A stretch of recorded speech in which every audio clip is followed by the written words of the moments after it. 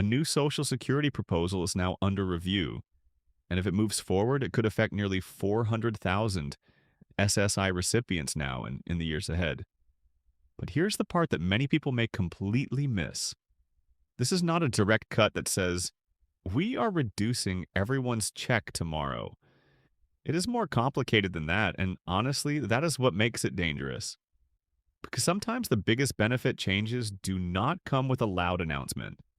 They come through rule changes, definitions, paperwork, and small technical words that most people never hear about until their monthly check is reduced. So if you receive SSI if you live with family, if someone in your home receives SNAP food benefits, or if you help care for someone who depends on SSI, this is something you need to understand. And please listen carefully until the end, because the most important part is not just the proposal itself. The real issue is who could be affected and why living with family could suddenly become a problem under the rules. Welcome back to Social Security Post.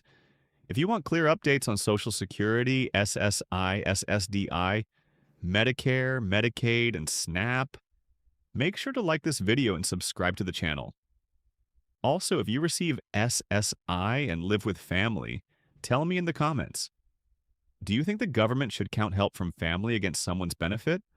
Or should SSI recipients be protected when they cannot afford to live alone? Now let's break this down in simple words. The Social Security Administration has a proposal under review that could reverse part of a rule that helped some SSI recipients. This rule is connected to something called a public assistance household. That phrase sounds boring, but do not ignore it. In SSI, household rules matter a lot because where you live, who you live with, and whether someone helps you with food or shelter can affect your monthly benefit. Under the newer rule that began in 2024, SSA expanded the definition of a public assistance household. One of the biggest changes was that SNAP benefits, also known as food stamps, were added as a qualifying public income maintenance benefit. That meant if an SSI recipient lived in a household where another person received SNAP, the household could be treated more favorably under SSI rules. In plain English, it helped to protect some people from having their SSI reduced just because they lived with low-income family members or caregivers. And that is the key point. Many SSI recipients do not live with family because they are trying to take advantage of the system. They live with family because they cannot afford rent, they cannot live safely alone, they have a disability, they need care, or their income is simply too low to survive independently. For many people, SSI is not extra money. It is the money that keeps them housed, fed, and stable. But now, the new proposal could remove SNAP from the list of qualifying benefits for this household rule. It could also return to an older standard, where every household member may need to receive a qualifying public assistance payment for the household to count as a public assistance household. That sounds technical, but the impact could be very real. If SNAP no longer helps a household qualify, then some SSI recipients could lose protection under the rules.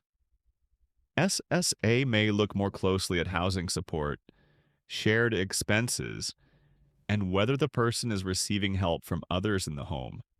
And once SSA starts counting certain help as support, the SSI payment can be reduced. Now here's where the nearly 400,000 people number comes in. The earlier SSA rule was expected to help around 277,000 current SSI recipients receive higher payments by 2033. It was also expected to help about 109,000 additional people qualify for SSI who otherwise might not have qualified. When you add those numbers together, that is around 386,000 people. That is why many reports are saying nearly 400,000 people could be affected if this rule is rolled back. But we need to be very clear. This does not mean 400,000 people will automatically lose their checks tomorrow. That would be misleading. What it means is that the protection created by the newer rule could be removed, and the people who benefited from that protection may face lower benefits, tougher eligibility reviews, or possible loss of SSI eligibility in the future. Now, think about the kind of person this could hit. Imagine a disabled adult living with a parent because rent is impossible on SSI. The household receives SNAP because the family is low income. Under the newer rule, SNAP may help show that the household is truly low income and are receiving public assistance. But if SNAP is removed from the rule, SSA may no longer treat that household the same way. That disabled adult could then face a different SSI calculation, even though nothing about their disability changed, nothing about their need changed, and nothing about their financial struggle changed. That is why critics are saying this proposal could hurt the most vulnerable people first. It could affect disabled adults living with parents, seniors living with adult children, children with disabilities, and low-income households where family members are already acting as unpaid caregivers. These are not people with large savings accounts. SSI has strict limits. In 2026, the maximum federal SSI payment is $994 per month for an individual and $1,491 per month for an eligible couple. The resource limit is still only $2,000 for an individual and $3,000 for a couple.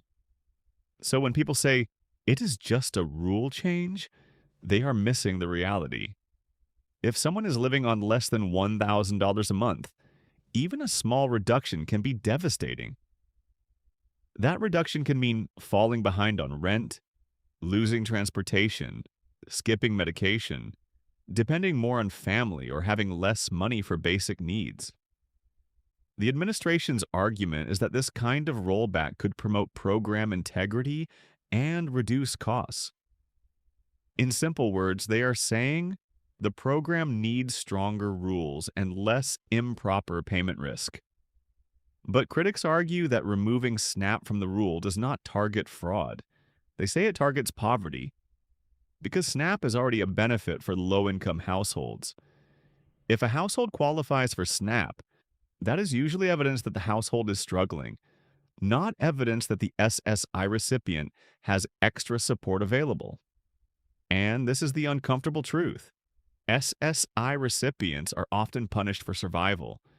If they live alone, they may not afford rent. If they live with family, SSA may question whether that family support should reduce their check. If they receive food help, the rules may change. If they receive shelter help, the rules may reduce their payment. That is why this proposal matters. The biggest mistake people make is waiting too long because they think the letter is just routine. With SSI, paperwork can change everything. Thanks for watching Social Security Post, and I'll see you in the next video.